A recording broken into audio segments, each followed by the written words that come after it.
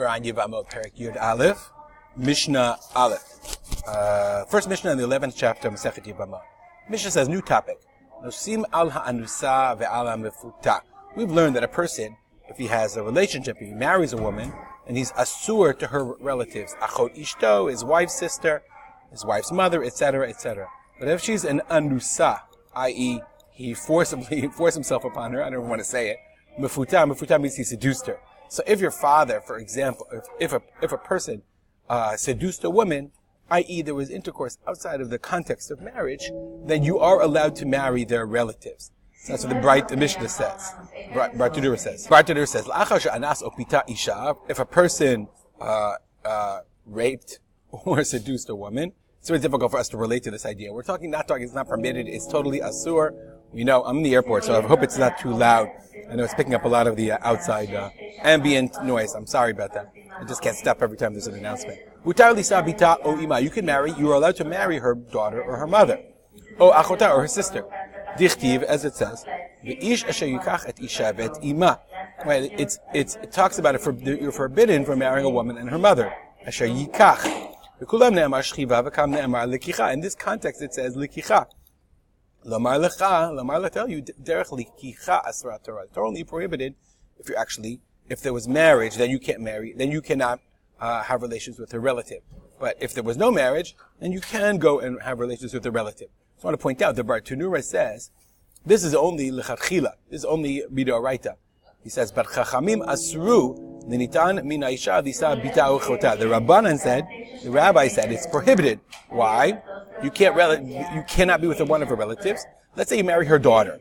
You slept with a woman, you seduced her, and then you wanted to marry her daughter. So if you marry this woman's daughter, so her mother's going to be around all the time. It's going to lead to hergel aveira, sinful behavior. So therefore, the Rabbanan said, even though lechatchila it sounds like it's permitted, this is only after the woman dies. But midrabanan, it's asur. Similarly,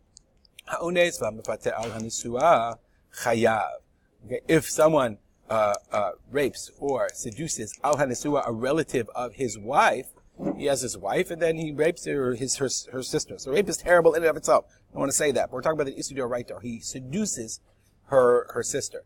That's chayav. That's achot ishto. Even though he doesn't marry her, nonetheless, once it's his wife, it's a relative of his wife. Similarly, say adam anusat aviv umefutat aviv. A person can marry a woman who his father either seduced or raped.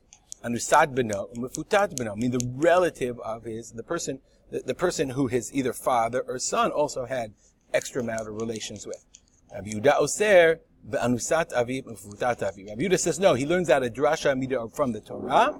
And says that if your father had an extramarital relationship with a woman, then you're not allowed to marry her. Because Rabbi Yehuda says, Lo yikach ish et eshet aviv, the Torah says you can't marry your father's wife. V'lo yigaleh knaf aviv, you cannot uncover the knaf. The knaf is the corner of. So what does this mean? So, knaf shira'a aviv lo yigaleh. So if your father, knaf, the corner, i.e. the erva, your father saw, you cannot uncover. The Chachamim learn a different halacha from this pasuk.